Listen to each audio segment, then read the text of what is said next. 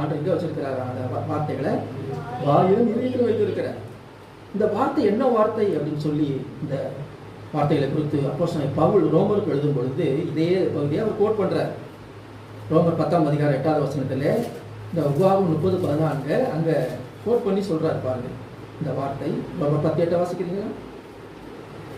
இந்த வார்த்தை உனக்கு சமீபமாய்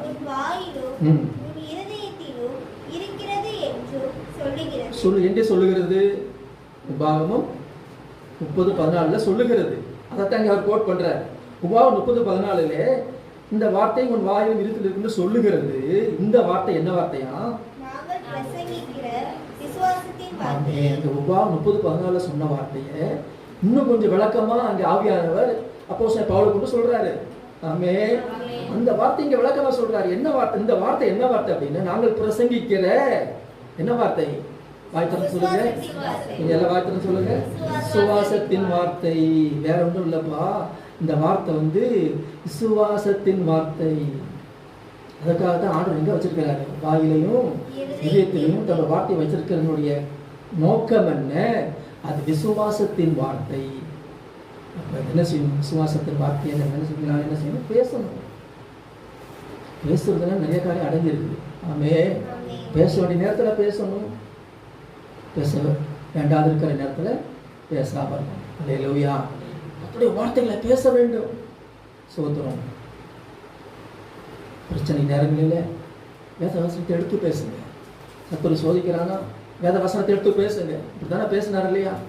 பிசாசானவன் இயேசு கிறிஸ்துவ சோதிக்க வரும்பொழுது என்னதான் பேசுறாரு? அந்த வசனத்தை தான் பேசுறாரு. மனுஷன் அப்பத்தினால மாத்திரம் அல்ல, தேவனுடைய வாயிலிருந்து புறப்படுகிற ஒவ்வொரு வார்த்தையும் பிழைப்பான் என்று எழுதியிருக்கிறது. உன் தேவனாகிய கர்த்தரை பரீட்சை பாராதிருப்பாயாக என்றும் எழுதியிருக்கிறது. உன் தேவனாகிய கர்த்தரை பணிந்து கொண்டு அவன் ஒருவருக்கே ஆராதனை செய்வாக என்றும் எழுதியிருக்கிறது. வசனத்தை என்ன செய்ய பேசுறாரு? பேசணும். பிரச்சனை நேரத்தில், போராட்ட நேரத்தில், வியாதி நேரத்தில், பலவ நேரத்தில் அப்படியே சோர்ந்து போய் ஒரு மூலையில் அப்படியே தங்கிடக்கூடாது. பேசணும். அந்த வார்த்தை நாங்கள் பிரசங்கிக்கிற விசுவாசத்தின் வார்த்தை. விசுவாசத்தின் வார்த்தை தான் நம்மளை என்ன செய்யும்? நம்மளை அப்படி எழும்ப செய்யும். அவிசுவாசத்தின் வார்த்தை உங்களை என்ன செய்யும்? இன்னும் அமிழ்த்து விடும். விசுவாசத்தின் வார்த்தை உங்களை என்ன செய்யும்? அப்படியே இன்னும் எழுப்பி விடும் உங்களை. சோதனம் வேதத்தை மறந்துடாதீங்க. வசனங்களை சோதனம் வாயிலையும் இருதயத்தில் வச்சு இந்த செய்ய பேசுங்க. பேசிக்கொண்டே இருங்க. கர்த்தரோடு பேசுங்க. கர்த்தர் கொடுக்கிற வார்த்தைகளை பேசுங்க. சோதனம்